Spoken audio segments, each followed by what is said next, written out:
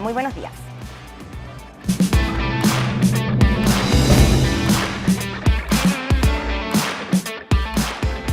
Bueno, y a propósito, ¿cierto?, de las negociaciones que le estábamos comentando en la convención, desde el Palacio Pereira tenemos a uno de los protagonistas de todas estas conversaciones de último minuto. Ya lo vemos en pantalla porque quien tiene la palabra hoy es Marcos Barraza, constituyente del Partido Comunista. ¿Cómo está, Marcos? Muy buenos días. Hola, buenos días. Gracias por el contacto. Gracias a usted por esta entrevista y le vamos a preguntar al tiro, ¿cierto? Primero, si es que se logró un acuerdo, para establecer ya el quórum con el que se va a permitir reformar la Constitución. ¿Hay alguna propuesta, Marcos, que ya quizás haya tenido el mayor consenso, al menos en los sectores de la izquierda? No. Aún no hemos dado el debate respecto de los quórum, o particularmente el quórum para efectos de reforma constitucional. Y no lo hemos dado porque en el orden de prioridades respecto de cuáles son las urgencias a resolver en materia de disposiciones transitorias, ya resolvimos prácticamente todo lo sobre derechos fundamentales, lo referido al sistema de justicia, y ahora en particular estamos abordando la norma de recepción de la Constitución anterior respecto a la nueva Constitución, vale decir, cómo es el tránsito en la adecuación normativa, legislativa, y a continuación de ello veremos lo referido a los quórum. Ahora, entrando en materia, no se aprobó los 2/3 como periodo de vacancia para reformas constitucionales, y lo que corresponde es explorar una nueva fórmula que a mi entender debiese ser una fórmula que se ancle en los quórum permanentes con la modificación que haya que hacer respecto de los 4/7 acompañado de referéndum. Eso le quería preguntar también. ¿Cuál primero es la postura que tienen desde el Partido Comunista frente a este tema? ¿Y qué rol debería tener esto también la Comisión de Armonización? Porque usted habla también de que sea permanente, ¿cierto? Y estamos hablando acá de normas transitorias. Sí. Lo que pasa es que son dos ámbitos de decisión distintos y que por supuesto están vinculados. La norma 478 del borrador del proyecto constitucional establece que las reformas constitucionales en materias sustantivas como régimen político, modificación de la Cámara de las Regiones, del Congreso de Diputadas y Diputados, de derechos fundamentales, de principios de la Constitución, requiere referéndum y de manera subsidiaria, sin referéndum 2/3, pero no establece el quórum porque le faltó un voto para definir si es que era 4/7 como era la propuesta y referéndum.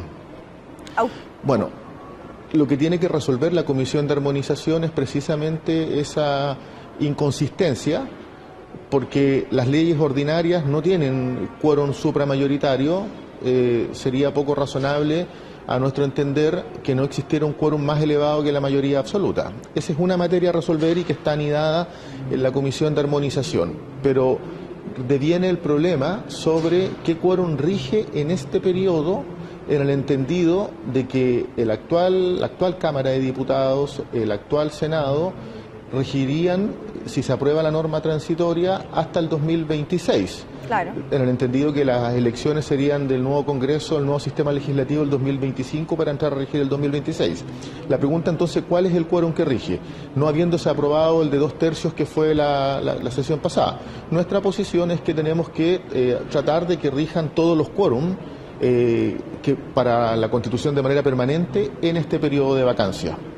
Perfecto. Ahora, le quería preguntar también si es que ya han conversado con quienes rechazaron la transición, ¿cierto?, del Senado en 2026. Si han habido conversaciones, ¿cuáles son las opciones que están sobre la mesa sobre el fin del Senado en este punto en particular? ¿Y cuál van a apoyar ustedes también? Ahora, las razones de quienes,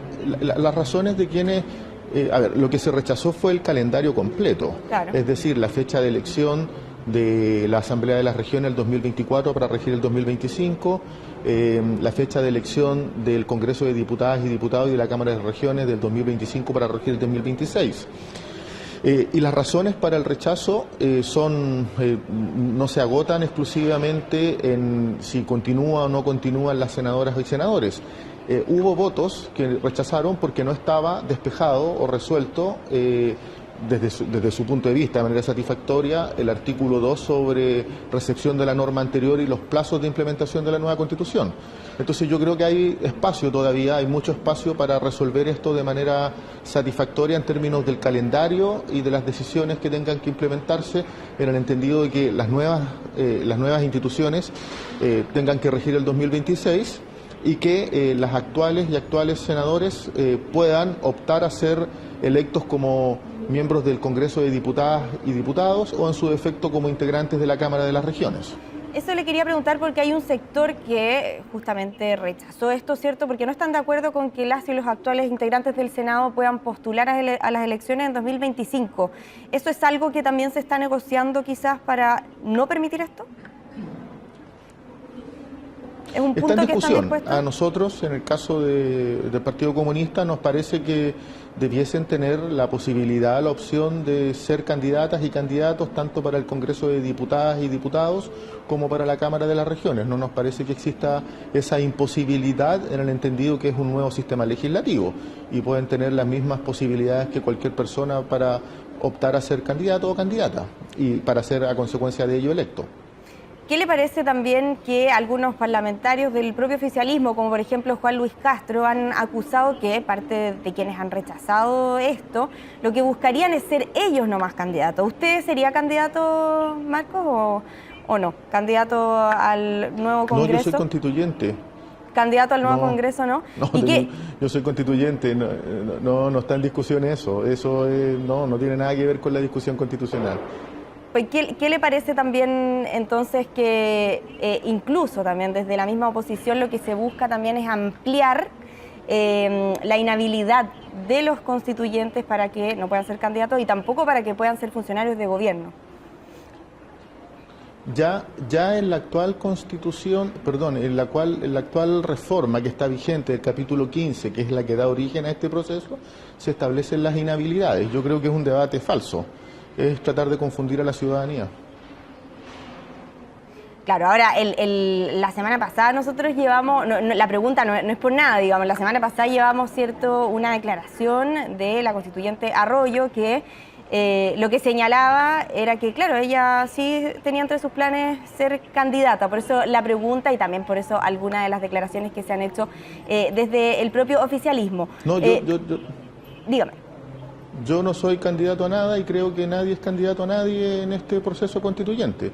Lo que a mí me convoca es poder resolver correctamente el mandato popular que se me dio de ser uno de los que redacta la nueva Constitución. Perfecto. Le quería preguntar también, Marco, bueno, me imagino que vio el fin de semana, ¿cierto?, que ya se activaron los partidos de Chile Vamos con el rechazo para reformar. ¿Qué le parece esto y cómo ve la coordinación que comienzan ya a hacerse los partidos del oficialismo en partidos de apruebo dignidad del socialismo democrático? ¿Se ha demorado un poco quizás el apruebo? ¿Cómo lo ve usted? Mire, lo primero, yo creo que no es ninguna novedad de que Chile Vamos y la ultraderecha haya definido optar por el rechazo. Lo que es novedoso es que se impuso la ultraderecha en la derecha. Y eso es el rechazo. Rechazar le hace muy mal al país, prolonga conflictos que tienen que ser resueltos. Y yo quiero recordar que el mandato para esta Constitución, para esta redacción, tiene un apoyo amplísimo de un 80% en el plebiscito de entrada, que mandató a la redacción de un texto constitucional que supere el texto de la dictadura. Es malo que la derecha esté hegemonizada por sectores contrarios al mandato popular. En segundo lugar, veo de manera muy optimista cómo se está desplegando la campaña del apruebo. Ya se están instalando los comandos a nivel nacional. A mí me ha tocado participar de muchos diálogos ciudadanos. La gente está conociendo los contenidos de las normas constitucionales, que es lo más importante, y se está sintiendo interpretada por un texto que aborda las urgencias sociales, que son los derechos, entre otras cosas. Entonces yo soy bien optimista de que el apruebo está creciendo y que se está, digamos, imponiendo por sobre las mentiras que se han desplegado desde el rechazo. Ahora, en algún minuto, claro, desde el socialismo democrático, a diferencia de lo que se veía en Apruebo Dignidad, hablaban de esperar el texto final, ¿cierto? ¿Cree que se ha demorado desde ese sector el apoyo o el respaldo al apruebo o no? ¿Cómo lo ve usted? No, o sea, yo quiero ponderar lo que ha hecho el Apruebo Dignidad, y lo que ha hecho el Apruebo Dignidad es tomar liderazgo en el apruebo, y eso es muy bueno. Espero que el socialismo democrático, que ese conglomerado, tengo la certeza de que va a convocar al apruebo, porque es la responsabilidad con el país. Perfecto. Constituyente, lo último que le quería preguntar, ¿esperan hoy día a sí o sí llegar a un acuerdo con los otros convencionales, ¿cierto? Quizás de la izquierda, poder llegar a un acuerdo con los 2/3 y también con el fin al Senado? O sea, la discusión no está anclada exclusivamente en los 2/3. Y yo sí soy optimista de que vamos a arribar a un acuerdo que va a ser ratificado por el Pleno. Perfecto, muchísimas gracias por esta entrevista. Gracias a usted, que esté muy bien. Igualmente. Bueno, y vamos a cambiar de tema.